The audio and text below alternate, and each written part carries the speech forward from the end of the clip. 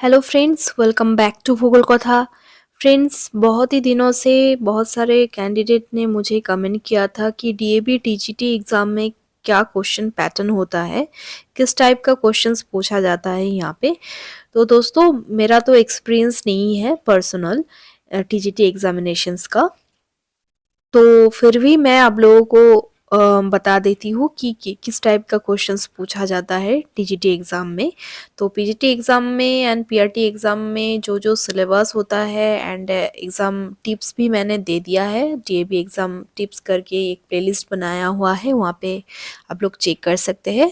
मैं उम्मीद करती हूँ कि ये सारा वीडियोस आप लोगों के लिए बहुत ही हेल्पफुल रहेगी, क्योंकि वहाँ पे हर सारा selection process, selection parts, demonstration, interview and written test के बारे में वहाँ पे डिटेल्स में बोला गया है। तो आप लोग ज़रूर चेक कीजिएगा, ठीक है। तो डीएबी टीजीटी एग्जामिनेशंस ऐसे होता है कि दोस्तों, अगर आप लोग टीजीटी एसएसटी के लिए अप्लाई किए होंगे, तो ऐसे तो पहले तो आप लोगों का एक जनरल पेपर में एग्जामिनेशंस देना पड़ता है। तो जैसे कि वेस्ट बंगाल जोन में सीबीटी एग्जामिनेशंस हुआ था, बट अगर आप लोगों का सीबीटी ना हो तो वैसे ही डिस्क्रिप्शन और सब्जेक्टिव और ऑब्जेक्टिव टाइप रिटन टेस्ट अगर आप लोगों को देनी पड़ी इंस्टेड ऑफ सीबीटी, तो भी क्या क्या पूछा जा सकता है, कैसे क्वेश्चन पैटर्न होता है, ये मैं आप लोगों के साथ शेयर करूंगी। एक्चुअली दोस्तों, जो होता है मेनली टीजीटी में, जनरल में तो जनरल जो पेपर होता है वहाँ पे आप लोगों को general English, reasoning, current affairs, pedagogy, ये सब पूछा जाता है, ठीक है। तो ये सभी के लिए सेम होता है, बट टीजीटी में जो स्पेशल होता है दोस्तों वो है, अगर आप लोग टीजीटी एसएसटी के लिए अप्लाई कर रहे हो तो आप लोगों को पूछा जाएगा questions from history, geography, economics, polity, ये चार सब्जेक्ट से पूछा जा सकता है। 25 marks for each subject. History से 25 मार्क्स, ज्योग्राफी से 25 मार्क्स, देन पॉलिटी से 25 मार्क्स एंड ज्योग्राफी से इकोनॉमिक्स से 25 मार्क्स का क्वेश्चंस पूछा जाता है जनरली दोस्तों, ठीक है। ये भी हो सकता है कि ओनली 3 सब्जेक्ट से पूछा जाए, ज्योग्राफी, हिस्ट्री, पॉलिटी।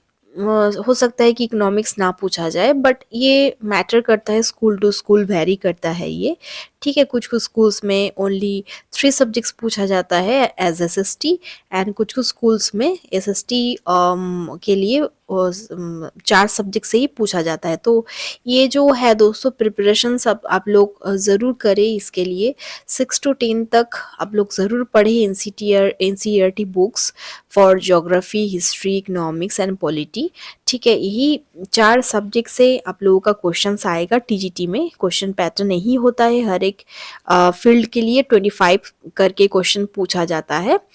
तो 20 करके भी पूछा जा सकता है, 4 into 20 80 मार्क्स। जैसे कि पीजीटी में दोस्तों 80 मार्क्स का सब्जेक्ट एंड बाकी 80 मार्क्स और 70 मार्क्स का सब्जेक्ट से पूछा जाता है, ओनली सब्जेक्ट। जैसे कि अगर आप लोगों का सब्जेक्ट मतलब कि ऑनर्स है, पोस्ट ग्रेजुएट है इकोनॉमिक्स पे, तो इकोनॉमिक्स के ऊपर आप लोगों को क्वेश्चन पूछा जाएगा 80 और 70 मार्क्स का, एंड अलग से जनरल पेपर में 30 मार्क्स का होगा। ऐसे क्वेश्चंस पूछा जाता है दोस्तों। एंड टीजीटी एग्जामिनेशंस में दोस्तों 20 मार्क्स करके आप लोगों को history, geography, polity and economics से क्वेश्चंस पूछा जाएगा, एंड जनरल में 30 मार्क्स का क्वेश्चंस रहेगा, ठीक है। तो अगर आप लोग टीजीटी साइंस से हो तो वैसे ही आप लोगों का मैथमेटिक्स, फिजिक्स, केमिस्ट्री, ये सब में से 20 मार्क्स और 25 मार्क्स करके ईच सब्जेक्ट के लिए पूछा जाता है। एंड जनरल में general English, reasoning, pedagogy, current affairs, ये सब से क्वेश्चंस पूछा जाता है दोस्तों। तो यही मेरा पर्सनल जो नॉलेज था, मैंने आप लोगों के साथ शेयर किया दोस्तों। तो अच्छे से प्रिपरेशंस लेते रहे, with in 1 week to 10 days आप लोगों का एग्जामिनेशंस हो जाएगा। तो 2023 का जो एग्जामिनेशन मतलब कि रिक्रूटमेंट ड्राइव है, उसका रिक्रूटमेंट होने वाला है। तो उसके लिए जो रिटन टेस्ट होगा वो 10 डेज के अंदर ही हो जाएगा दोस्तों। तो 10 to 15 डेज हो जाएगा शायद।